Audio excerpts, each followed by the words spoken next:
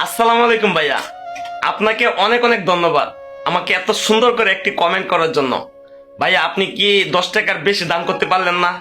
আচ্ছা ভাইয়া, আপনি হয়তোবা জানেন না, আমি কিন্তু আজকে 4 বছর যাবত অসুস্থ। আমি 4 বছর ধরে আমি 1 টাকা ইনকাম করতে পারি না। আমার ফ্যামিলির থেকে আমাকে যা 6 টাকা দেয় আমার খরচ করার জন্য, হ্যাঁ, আমি ওইখান থেকে অল্প কিছু রাইখা দিই। রাইকা কারণ আমি ওদেরকে, মানে যারা পথযাত্রী, যারা পথে মানুষের কাছ থেকে ছায়া খাত, তাদেরকে আমি অনেক ভালোবাসি। কারণ তাদেরকে আমি কিছু দেওয়ার জন্য আমার খাবারের অংশ থেকে, আমার কোর্সের অংশ থেকে কিছু টাকা রাইখে দেয়। রাইকা প্রতি শুক্রবারে আমি তাদেরকে মানে দেওয়ার চেষ্টা করি। তবে কখনো আমি ভিডিও করি নাই, কখনো আমি ভিডিও করি নাই।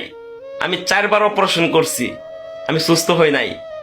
তারপরেও আমি আমার অপারেশনের চিন্তা করি না। আমি চিন্তা করি সবসময় আমি যদি তাদেরকে ভালোবাসি, তারা আমাকে ভালোবাসা দিবে। তাদের দোয়াতে আমি বাইসে আছি। ভাই, 10 টাকাও দান, 5 লাখ টাকাও দান, ঠিক আছে?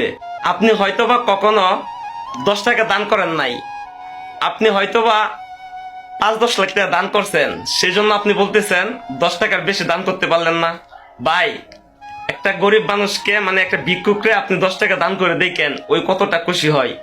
আর যখন দেখে আমি এই লাঠি নিয়ে হাইটে হাইটে তাদেরকে আমি 10 টাকা, 10 টাকা, 20 টাকা, 5 টাকা দেই, ওরা এতটা খুশি হয় যা আপনাকে বলে বুঝাইতে পারবো না। তো ভাইয়া, ধন্যবাদ এত সুন্দর করে একটি কমেন্ট করার জন্য। আপনাদের ভালোবাসায় আমি বেঁচে আছি। আমার জন্য দোয়া করবেন, আল্লাহ যেন আমাকে বাঁচিয়ে রাখেন।